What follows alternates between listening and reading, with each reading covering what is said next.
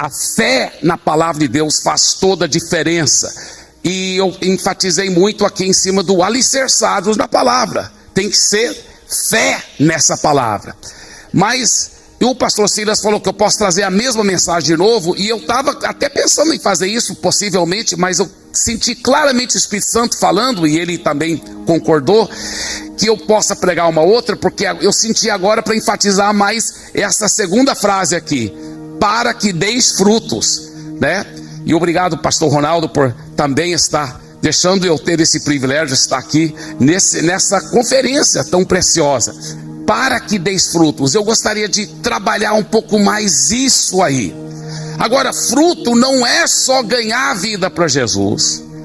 Fruto também é cuidar bem daquela vida e ajudar que ela continue seguindo e servindo Jesus. Porque se você só ganhar para Jesus e a pessoa não continuar seguindo Jesus, não é fruto verdadeiro, não é fruto permanente. Agora, muitos têm perguntado lá para nós assim: como que é o evangelismo nessas igrejas? Bem, nós temos que aprender com vocês, porque a ADVEC é um fenômeno. Eu não estou falando isso para jogar confete, é um fenômeno. Vocês realmente vocês têm que nos ensinar muito. Mas uma das coisas que nós aprendemos, que eu sei que você já sabe, é chover no molhado, mas é bom sempre enfatizar: qualquer cristão que quer ganhar outras vidas por Jesus, qual o segredo maior? Tem estratégia de evangelismo? Sim, tudo isso é muito bom. Se não ferir princípio da Bíblia, tudo é bem-vindo. Mas o segredo principal, o que é? É ser cheio de Jesus. Se você estiver cheio do Espírito Santo, cheio de Jesus, você vai atrair outras pessoas para Jesus. Isso é uma realidade. A minha esposa é desse jeito. Eu tenho visto vez após. Quantas vezes a gente vai, estamos numa padaria, vamos supor, a gente vai pagar a conta lá no caixa, e a jovem lá do caixa olha para minha esposa e fala assim: você tem uma coisa diferente, seu sorriso é diferente. E minha esposa já pode falar de Jesus para aquela pessoa. Minha esposa, ela é pastora, mas ela também formou em psicologia. Ela decidiu fazer, ela se tornou psicóloga, ela decidiu fazer psicologia para me entender melhor, sabe? Mas, brincadeira, mas ela realmente é psicóloga. E quando ela estava fazendo o curso de psicologia, tinha uma professora, não sei quantos doutorados que essa professora tem. Essa professora, anos atrás, quando Fernando Henrique Cardoso era o presidente, ela trabalhou com a esposa do presidente, né, Ruth Cardoso de Mello. E ela é uma sumidade. Mas olha o que essa professora fez, uma aula lá, que minha esposa estava lá como aluna. A professora, quando estava terminando a classe, ela falou: todo mundo pode ir. Ela pediu só minha esposa para ficar. Aí minha esposa chegou para ela assim: professor, o que foi? Ela falou: você tem uma coisa diferente, você tem que me falar o que é isso que você tem, esse sorriso diferente. E minha esposa pôde falar de Jesus, ganhou a professora dela para Jesus, discipulou a professora. Aí eu e minha esposa juntos batizamos a professora. Ela foi para o nosso pequeno grupo, nossa reunião na casa, e ela se tornou membro da igreja, para a glória de Jesus. E o mais importante, foi salva e transformada por Jesus. Sabe, o segredo é ser cheio de Jesus. Você é cheio de Jesus. Você quer dar muito fruto? O segredo é ser cheio de Jesus. Uma vez eu estava numa churrascaria em Goiânia. Eu estava comendo lá, o garçom ficava olhando para mim. Finalmente ele criou coragem, tocou no meu ombro assim e falou assim: ei, o que você tem? Eu olhei para ele, eu estava literalmente na carne, né, irmãos? eu olhei para ele, eu falei: é Jesus. Ele falou: só pode ser Jesus, é diferente. Eu lembro, isso é muito antes de eu ser pastor. Eu formei em teologia nos Estados Unidos, mas numa das férias grandes eu completei um curso de música jazz lá em Berklee College of Music, em Boston.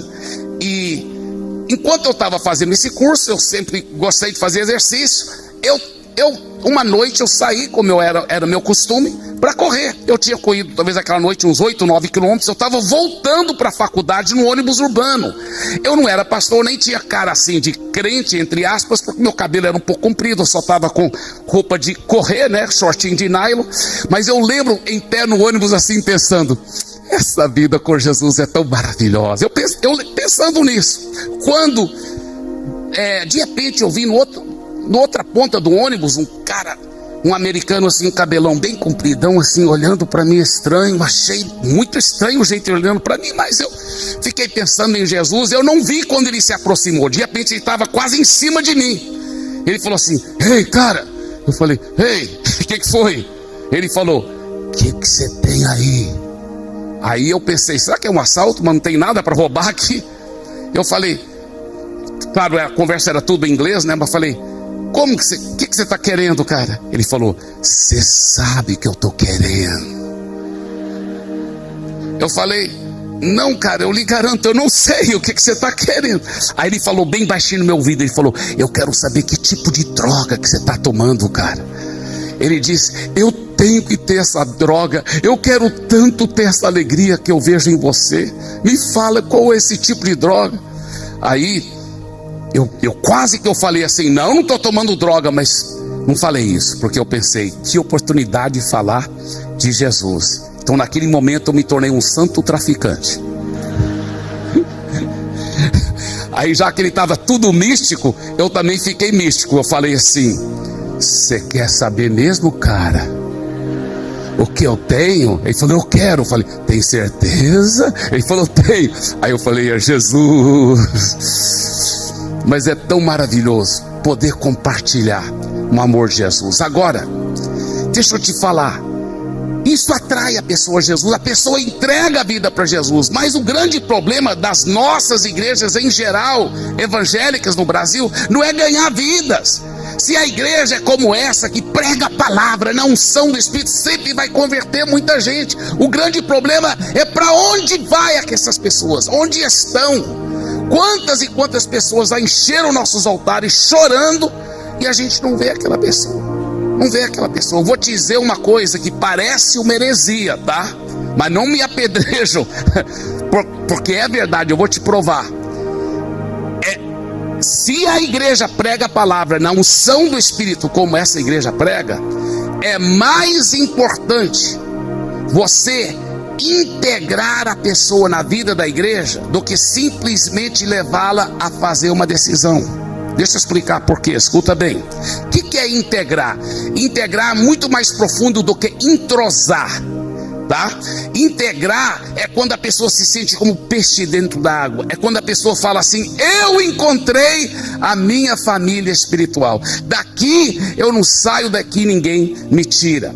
Então, e ela começa a ser bem fiel. Porque escuta bem, se a pessoa só fizer uma decisão, vir aqui na frente, isso é lindo, é maravilhoso, é super importante, super importante. Porém, nós não temos certeza se ela teve revelação do novo nascimento, se ela compreendeu mesmo o que ela está fazendo. A gente não sabe se ela verdadeiramente nasceu de novo, se ela talvez entendeu o que ela está fazendo, não é verdade?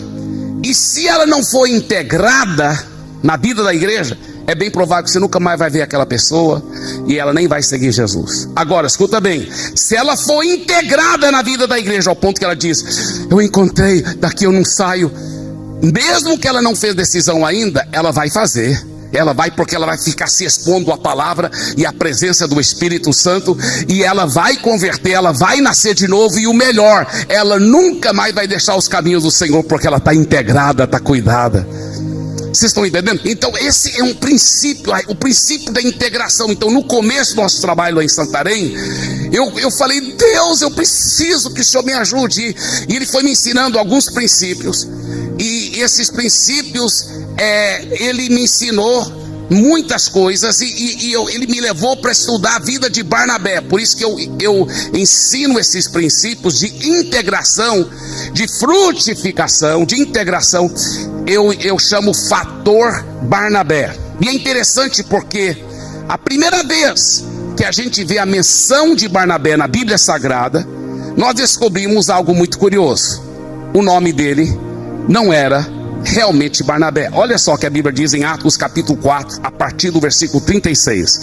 Atos capítulo 4, versículo 36.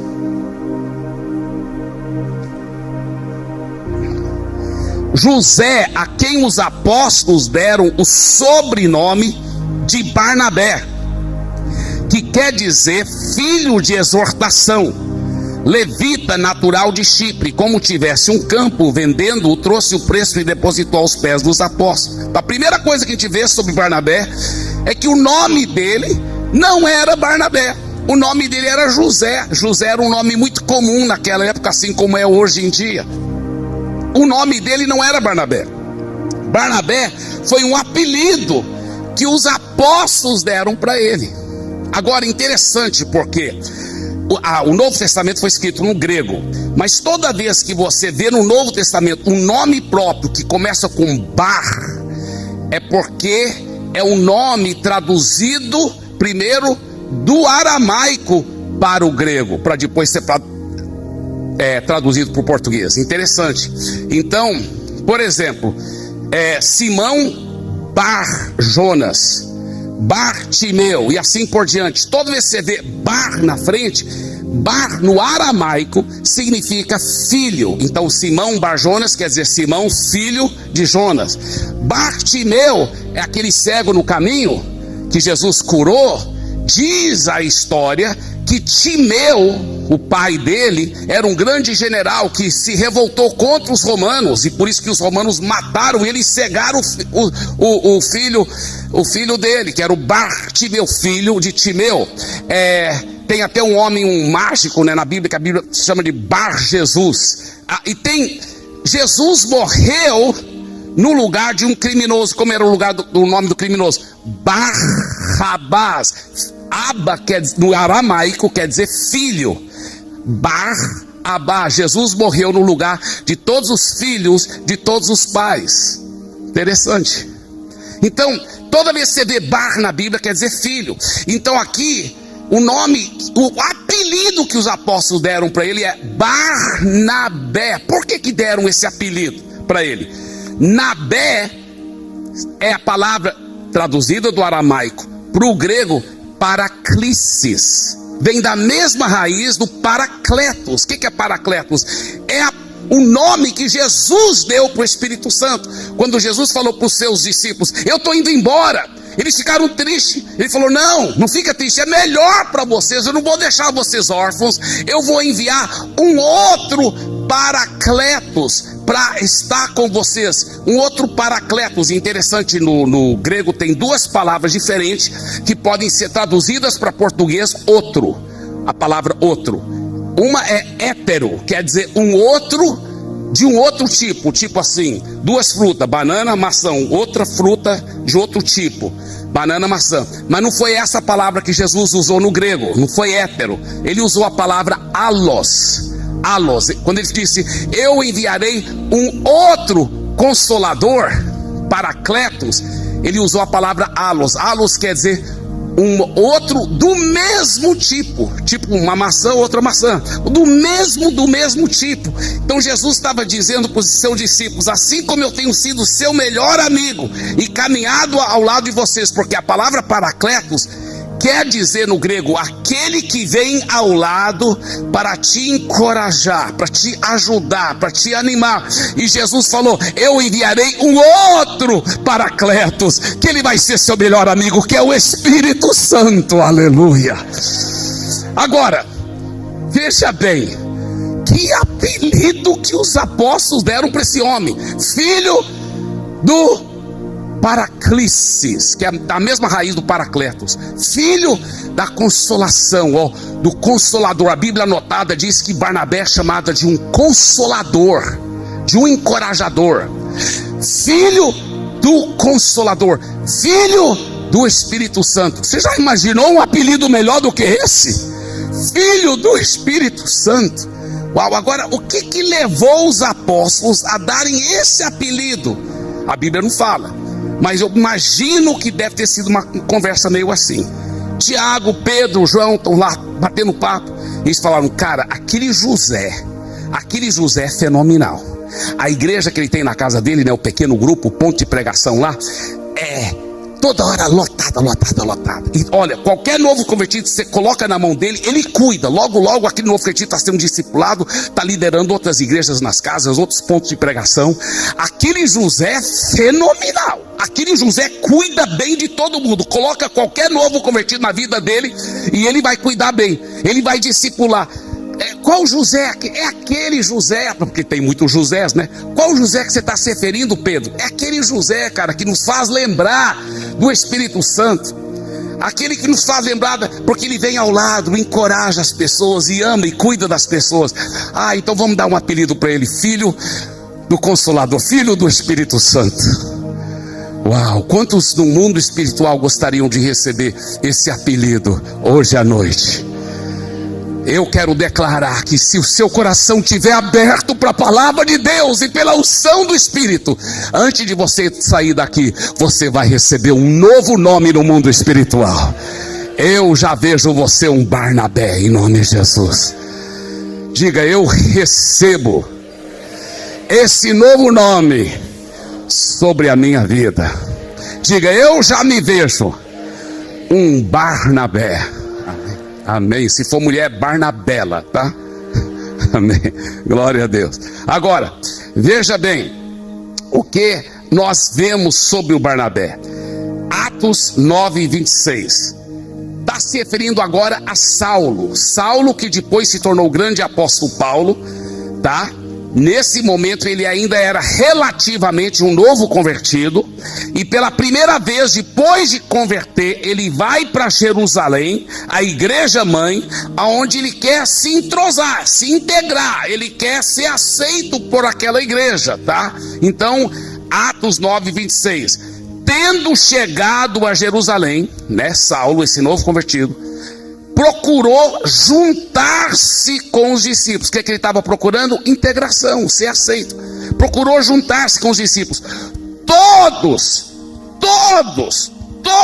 porém, o temiam, não acreditando que ele fosse discípulo. Então, veja bem, Saulo era um novo convertido e ele queria integração, mas ninguém acreditou que ele era convertido de verdade.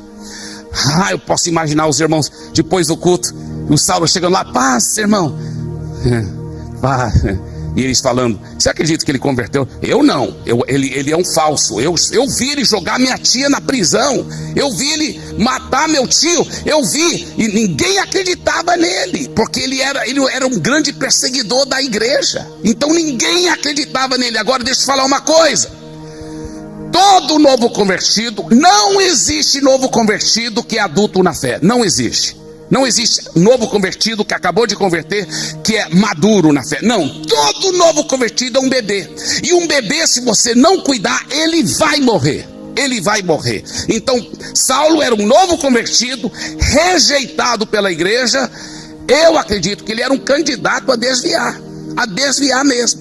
Mas, escuta bem, se não fosse pelas próximas duas palavras, pelo menos na tradução que eu estou lendo aqui, nas próximas duas palavras, talvez nós nunca teríamos tido o grande apóstolo Paulo. Quais são as próximas duas palavras? Olha só, próximo versículo: mais Barnabé. Ninguém acreditou nele, exceto um Barnabé. Mais Barnabé, tomando consigo. O que ele fez? Mais uma vez, a Bíblia não explica os detalhes, mas eu imagino que Barnabé viu o Saulo lá como peixe fora d'água, ninguém acreditando nele, e chegou lá: Saulo, meu querido, vamos almoçar junto, depois do culto, né? Vamos almoçar. E aí, durante o almoço: Saulo, me conta seu testemunho. E Saulo falou: rapaz, eu estava na estrada de Damasco, uma luz brilhou, e Saulo foi falando, e falou: cara, isso é lindo, isso é fenomenal. Os apóstolos têm que ouvir seu testemunho. Olha que a Bíblia diz: tomando consigo, levou-o aos apóstolos e contou-lhes como ele vira o Senhor no caminho. Quem contou? Não foi o Saulo, foi o próprio Barnabé. Barnabé chegando: Pedro, quero que você conheça o Saulo. Pedro, o testemunho dele, ele teve uma visão de Jesus. Ananias orou com ele depois dele jejuar por 3 dias cego lá, e foi curado e batizado no Espírito Santo. Olha, Pedro, Deus fez uma obra. Aí ele foi, esse aqui é o Tiago, esse aqui é o João. O próprio Barnabé fez o trabalho de integração, foi apresentando, foi contando o testemunho, foi costurando. Olha que a Bíblia fala, quando ele fez isso, aí olha o resultado: estava com eles em Jerusalém, entrando e saindo, pregando ousadamente em nome do Senhor. Agora como peixe dentro da água, totalmente integrado na vida da igreja. Que coisa linda. Mas era um novo convertido ainda. Então olha o próximo versículo 29.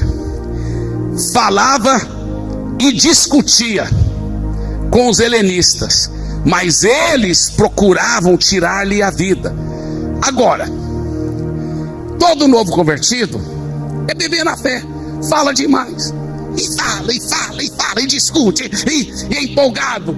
E ele, depois, ao se tornar o grande apóstolo Paulo, inspirado pelo Espírito Santo, ele escreve nas epístolas: não vos envolveis em discussões. Mas aqui ele era um novo convertido. O que você tem que fazer com o novo convertido? Você tem que ter paciência com ele, você tem que discipulá-lo. Eu pessoalmente, a Bíblia não fala, eu pessoalmente penso que Barnabé estava viajando, que ninguém cuidou. Olha que a Bíblia fala: tendo porém isso chegado ao conhecimento dos irmãos, levaram até Cesaria, dali enviaram para Tarso. Meu Deus, veja bem, aqui está Jerusalém, olha aqui. Aqui mais um pouquinho para o norte, a cidade porto de Cesareia. Tarso fica lá onde agora é Turquia, longe. Não tinha cristãos, pelo que a gente saiba, ainda em Tarso, porque nem Antioquia eles não tinham chegado ainda, que é a metade do caminho. Olha só. Então, eles devem, eu imagino eles conversando entre eles, falando assim: cara, esse Saulo tá dando um trabalho. Ele tá, né? Todo mundo tá querendo matá-lo e tá um problema. O que a gente faz com ele? Cara, vamos. Onde ele é mesmo? Saulo de Tarso. Ah, então vamos fazer uma vaquinha aqui, comprar uma passagem. Aí eu imagino que chegaram para ele: Saulo, você sabe, né? O negócio tá feio pro seu lado. Então, olha, nós temos uma boa notícia para você. Alguém vai te acompanhar até Cesareia. E olha só a boa notícia: nós fizemos uma vaquinha, eu já comprei uma passagem para você, tá? Até Tarso, que é a sua cidade, né? Onde você mora, né? Então, só tem um detalhe, viu, Saulo? A passagem é só de ida. Mais uma vez, eu acho que eles fizeram uma coisa, pois a igreja primitiva também estava aprendendo e crescendo. Nós podemos até ser consolados com isso, mas você nunca faz isso com o novo convertido. O cara, novinho convertido, manda para um lugar onde ninguém vai cuidar dele. Agora, depois nós vamos chegar onde ele está. Mas eu quero voltar para aquele princípio que Barnabé fez, tomando consigo. Sabe, hoje, aqui no Rio de Janeiro, em todo o Brasil, tem milhões e milhões de cristãos que estão desigrejados, desviados.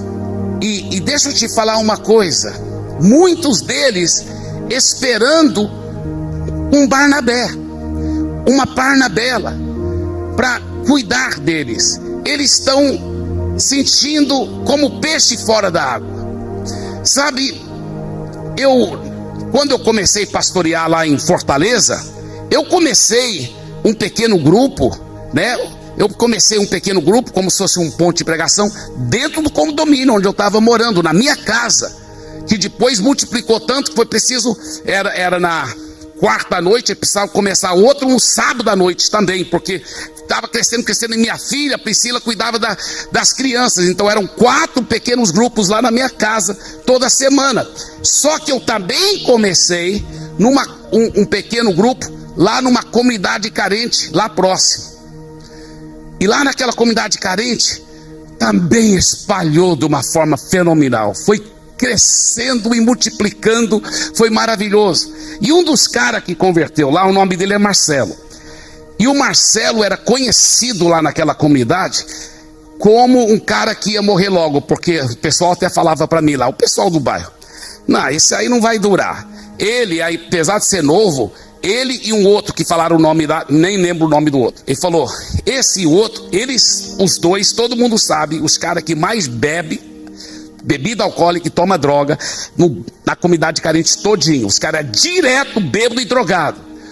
E todos os dois, apesar de ser tão jovens, um já morreu com o fígado tudo estourado. E agora vai ser a vez do Marcelo, ele vai morrer. Vai morrer logo. E o Marcelo converteu, chorando, querendo seguir Jesus. E ele estava indo fielmente por um tempo, mas logo desviou. E eu, Marcelo, o que foi? Pastor, porque eu não consigo parar de beber, tomar droga. Eu não consigo. Eu falei, você consegue sim, em nome de Jesus e pela palavra de Deus. Você vai ser um homem de Deus. Pastor, eu não consigo. Você para de falar essa incredulidade, cara. Você vai conseguir, você vai vencer, você vai ser. Olha, eu fiz isso não porque eu sou pastor, eu fiz isso porque eu sou cristão. Todo cristão é para dar frutos, todo cristão é para agir assim. Não é tão difícil você só falar a palavra de fé e amar alguém, e amar e cuidar de alguém. Sabe, se você pensar, você conhece alguém que já entregou a vida para Jesus, mas hoje está desigrejado, está desviado. Se você lembrar, o Espírito Santo vai te ajudar. Deus quer que você seja um Barnabé, uma Barnabela na vida daquela pessoa. E eu falei isso, palavra de fé, e fiquei trabalhando como pastor, cuidando de muitos grupos. Aí um dia a minha esposa estava lá na comunidade carente, ela chegou em casa, ela falou, eu estava lá, acho que preparando a mensagem, era uma tarde, eu lá na presença de Deus, ela chegou, amor, olha, eu acho que é bom você ir lá para a barraca do Marcelo. Falei, mas por quê? Ela falou, eu estava passando na frente da barraca do Marcelo, voltando para casa, e eu vi uma nuvem negra por cima da barraca dele. Eu já conheço bem minha esposa, sei que ela tem essa graça de perceber no mundo espiritual. Ela falou, acho que você deve ir lá agora. Eu falei, agora? Ela falou, agora, eu acho que é importante. Eu falei, amém. Tirei meu relógio e fui lá. E lá barraquinha, né? Uma comunidade carente muito pobre lá de Fortaleza. Eu bati palmas lá, ninguém atendeu. Fui lá para a porta, bati, ninguém, portinha pequena assim, mas eu empurrei a porta. Se eu tivesse chegado 10 minutos mais tarde, com certeza teria sido tarde demais, porque quando eu empurrei a porta, aí eu vi a cena. Ele estava em cima de um tamborete, ele tinha amarrado um laço e ele estava para colocar a cabeça dentro do laço. Foi uma coisa milagrosa. Para com isso, tirei ele lá do tamborete, eu subi, desamarrei a corda, levei para casa de outro irmão que mora na comunidade. Falei, essa corda é do Marcelo, mas não dê para ele por enquanto não, e tal. E ele falou, deixa eu morrer, pastor. Eu não vou deixar você morrer. Você vai ser um homem de Deus. Você vai ser um homem de Deus, um pastor, Marcelo. Um dia, era umas 10h30 da noite, o interfone toca lá do condomínio. Aí o porteiro fala, é o Marcelo. Eu falei, ah, sim, tudo bem. Ele falou, ele tá bêbado, drogado aqui. Eu falei, tá, tudo bem. Aí minha esposa falou, amor, se você ficar deixando esses bêbados e drogados entrar no condomínio, o pessoal do condomínio vai brigar com a gente. Eu falei, ele não vai entrar, eu que vou sair. E eu saí do condomínio, sentei lá fora na calçada com ele, e ele chorando. Ele disse, pastor, deixa eu morrer, para de ficar falando que eu não tenho mais jeito para mim. Eu falei, tem sim, Deus vai fazer a obra na sua vida, já está fazendo, eu declaro isso, já está acontecendo em nome de Jesus. Ele falou, mas como que eu venço esse negócio? Eu falei, olha, você tem que se expor à palavra. A palavra de Deus é que nos santifica. João 17:17, santifica-os na verdade. A tua palavra é a verdade. Você tem que ficar se expondo à palavra, a palavra. Vai para os cultos, você não pode faltar nos cultos. Vai para os pequenos grupos, as reuniões lá na favela. Vai lá toda semana. Não quero você faltando nunca mais, se expondo. Ele falou, mas eu não dou conta de parar de beber, eu vou estar bêbado, drogado. Vai bêbado, vai drogado, mas vai. Ele falou, pode ir desse jeito? Vai. E ele começava e chegava, o pastor que mandou.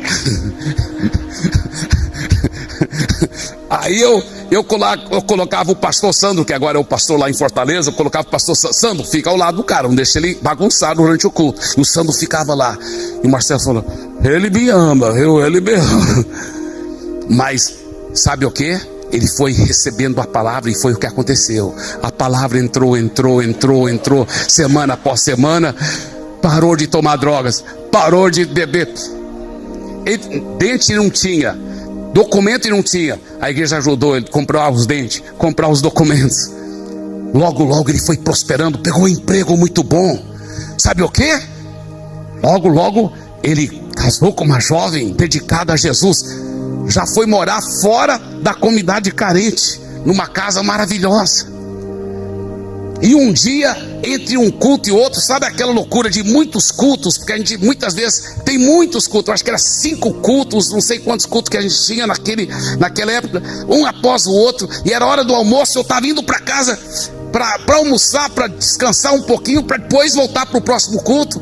Quando o telefone toca, e é o Marcelo. Aí o Marcelo, ele falou: ô pastor, estou aqui na chácara do Gilvan, do irmão Gilvan, nós estamos tendo churrasco.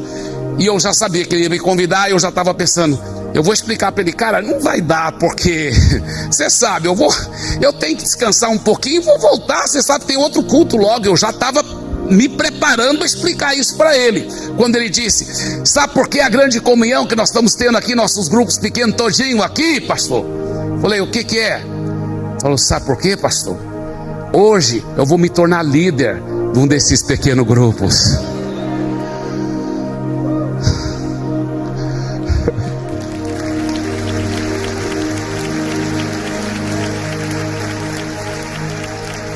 Eu falei: eu vou lá. Prepara o churrasco para mim, que eu quero estar aí. E eu fui lá, comi churrasco com eles, orei sobre o Marcelo junto com os outros líderes lá. Foi lindo. Ainda pude voltar. Não sei se deu para descansar aquele dia, mas voltei para os cultos. E um dia ele me liga e ele fala: pastor, eu estou começando uma casa de recuperação. Legal, mas você sabe que tem muitos detalhes. Não, eu sei, estou cuidando de tudo, tal. Aí passou mais um tempo, ele falou assim: pastor, é lindo lá, tem muitos homens e rapazes lá, eu queria que o senhor fosse lá. Ele marcou o dia. Aí, quando o dia marcou, aí eu falei: tudo bem, Marcelo.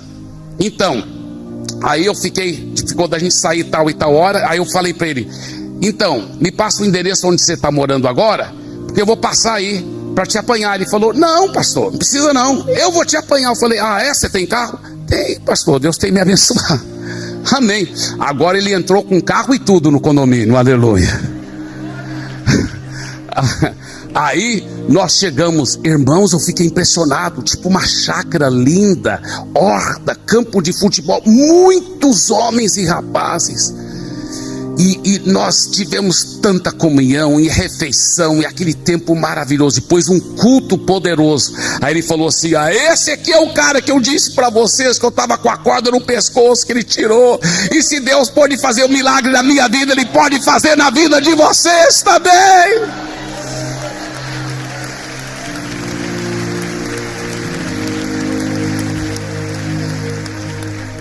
Aí ele me leva de volta para o condomínio. Entrou no condomínio, eu desci do carro, abracei e falei: cara, eu tô com santo orgulho de você, cara, continue sendo usado por Deus assim. Aí eu pensei que ele ia já entrar no carro. Ele falou: pastor, você viu o condomínio, o decalque que está no para-choque do carro? Eu falei: não. Ele falou: olha, eu dei uma olhada, decalque bem grande que tinha colocado: obrigado, Jesus, e o meu pastor por não desistir de mim. Sabe, eu nem tinha feito tanta coisa. Não era que todo dia eu ia atrás de Marcelo, não era. Mas eu só criei, eu só amei. Tem muitos Marcelos e Marcelas só esperando você, Barnabé. Esperando você, Barnabé. Mas você tem que ser proativo, intencional em ser esse Barnabé, em ser essa Barnabé. Isso é um princípio tão precioso. Sabe, eu aprendi alguns princípios. Primeiro, quero só te passar 4 princípios aqui rapidamente. É mais importante integrar a pessoa Isso eu já falei, né? É mais importante integrar a pessoa do que somente levá-la a fazer uma decisão. Número 1. Número 2. O segredo principal de integrar alguém na vida da igreja é através de amizades genuínas. Por favor, diga amizades genuínas. Agora, número 3. Essas amizades são cultivadas melhor em eventos sociais, oficiais e extraoficiais. Quando o Espírito Santo estava me ensinando isso aqui, eu lembrei do Dr. Paulo. Dr. Paulo, um dentista de altíssimo nível lá em Santarém, mas muito alto nível mesmo, formado no sudeste do Brasil. O cara tinha um consultório como poucos consultórios dentistas que eu já vi na minha vida. Ele estava lá no meio da Amazônia. E muito meu amigo, a esposa dele, membro da nossa igreja, sabe quantas vezes ele foi para a nossa igreja? Nenhuma. Já tinha sido convidado muitas vezes. E eu pensei, cara, eu vou praticar esse negócio de fator Barnabé com o Dr. Paulo, porque se der certo com ele, vai dar certo com qualquer um. E eu entendi isso. Eu tinha que primeiro me tornar um amigo genuíno do Dr. Paulo. E o melhor momento era onde? Nos eventos sociais, porque para a igreja ele não ia. E ele sempre ia para os eventos sociais, aniversário de 15 anos, casamento, sempre estava lá. Lá estava ele com a Nilvana. Os eventos sociais ele sempre estava. Então nós íamos ter um grande evento social lá, e era uma coisa de muitos irmãos da igreja, muitos amigos pastores meus, tinha umas tias minhas dos Estados Unidos. Era um evento muito grande, lá uma casa muito grande, quintal enorme, tinha piscina lá e tal. E aí nós fomos para esse evento social, e eu pensei, hoje eu vou praticar o fator Barnabé com o Dr. Paulo. Então eu cheguei lá, vi que ele não estava lá ainda. Então comecei a cumprimentar todo mundo, e minhas tias, e normalmente é assim que eu fazia nos eventos sociais, só fico conversando e falando com as pessoas. Mas de repente eu vejo ele chegando lá com a Nilvana, Dr. Paulo. Eu cumprimentei os dois, esperei para ver onde ele ia sentar. E sempre é assim. Você já notou?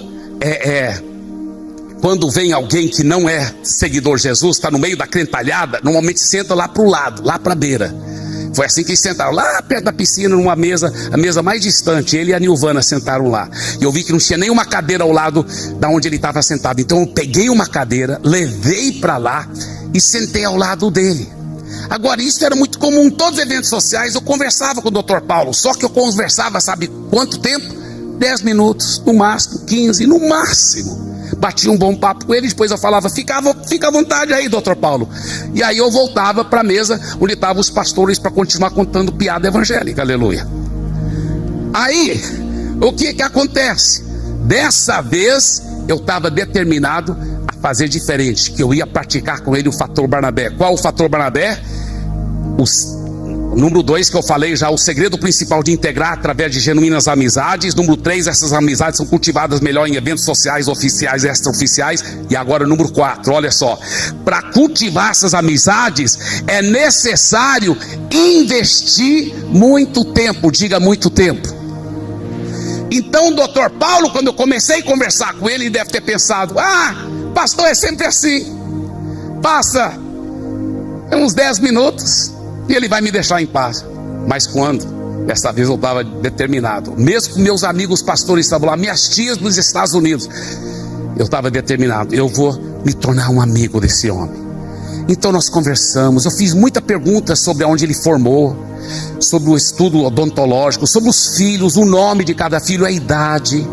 Fiz muita pergunta, ele gosta de odontologia, obviamente. Então fiz muita pergunta sobre odontologia. Eu li no artigo isso, aqui, assim. Eu fui falando para ele, eu fui fazendo pergunta. Aliás, aquela noite eu aprendi muito sobre odontologia. Eu fui fazendo, e a gente foi batendo um papo, sabe, pegamos a janta, jantamos juntos, pegamos a sobremesa, passou 1 hora, 2 horas, 2h30. De repente, ele que começou a fazer pergunta para mim sobre minha família.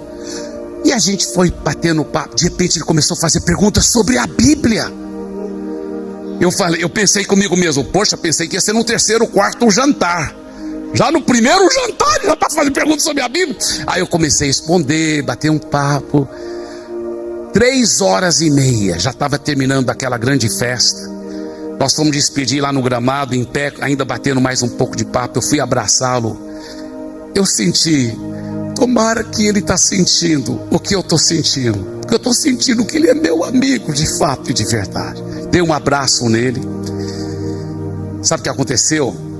No próximo evento social, num jantar também, eu acho que era até um jantar da Dona Epe na época, e aí ele estava lá, eu não sabia que ele ia estar lá. Quando eu vi ele estava lá no outro lado da mesa, eu fui lá para cumprimentá-lo, e ele estava no outro lado da mesa. Eu fui pegar na mão dele. Ô, doutor Paulo! Ele pegou minha mão com as duas mãos dele e falou: ô, meu pastor. Quando ele falou isso, eu pensei: aleluia! Aí o que aconteceu? Não deu outra. Aí ele foi para a igreja. Integrado. Eu integrei antes de ganhá-lo para Jesus. Agora ele tinha uma família espiritual. Aí ele entregou a vida para Jesus, se tornou líder de pequeno grupo. Enfim, deixa eu te falar uma coisa. Deus quer usar você.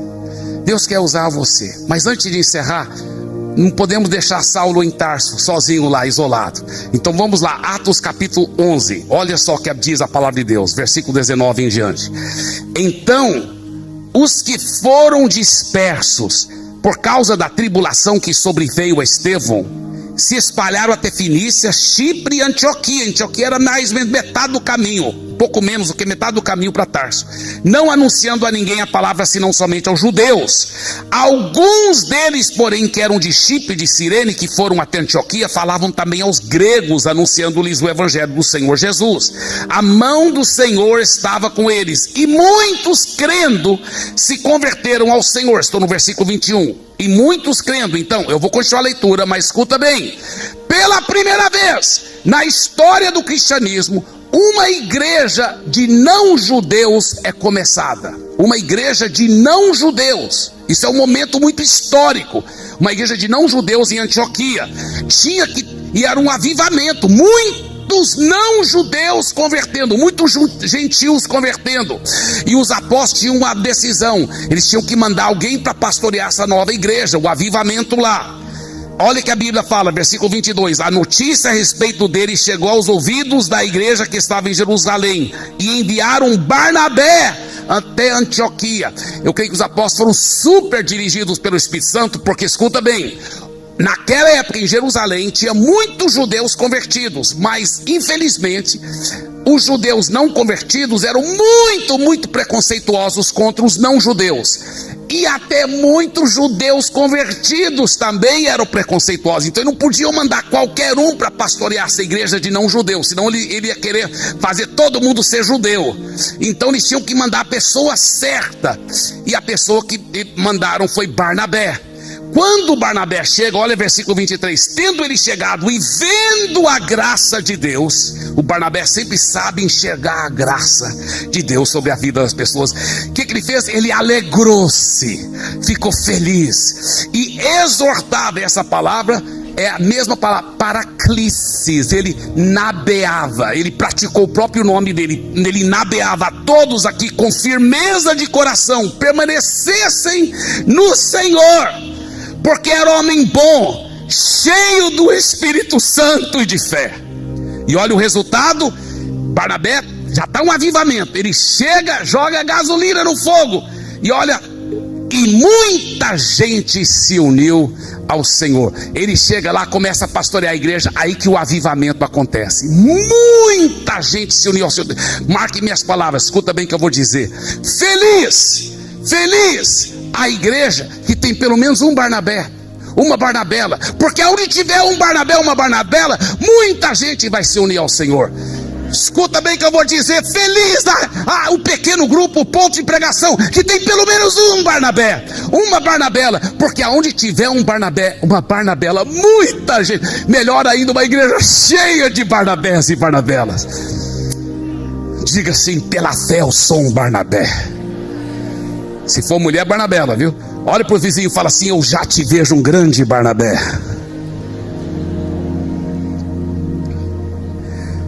Agora olha só,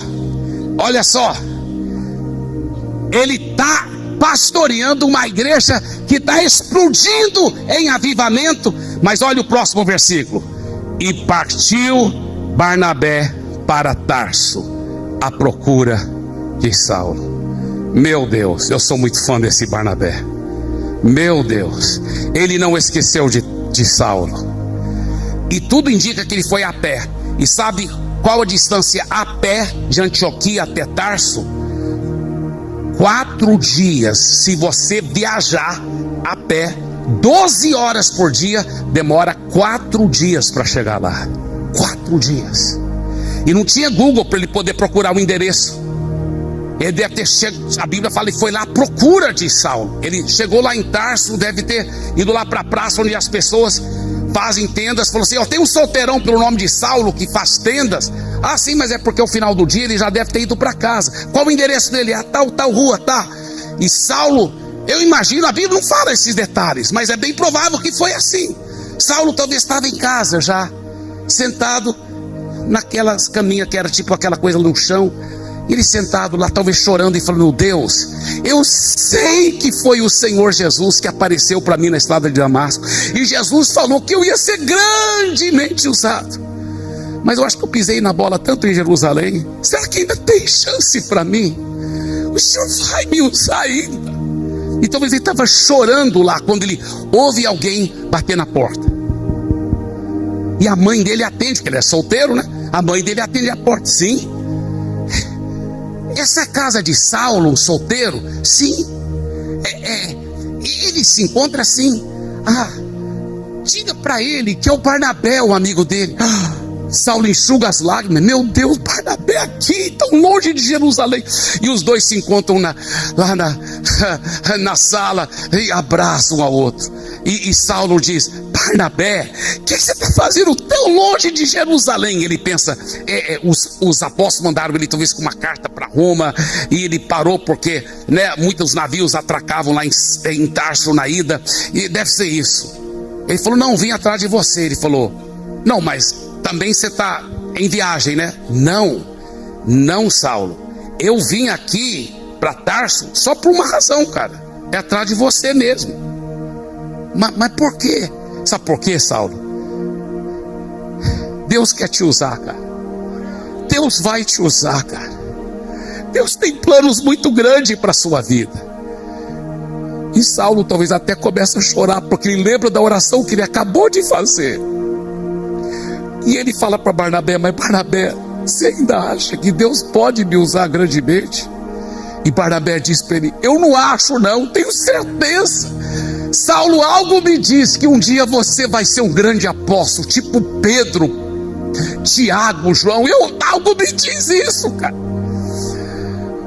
Mas como que isso vai acontecer? Vem comigo. Não posso ir para Jerusalém. Eu não estou em Jerusalém mais, cara. Eu estou em Antioquia, eu que sou pastor da igreja lá. E eu preciso da sua ajuda.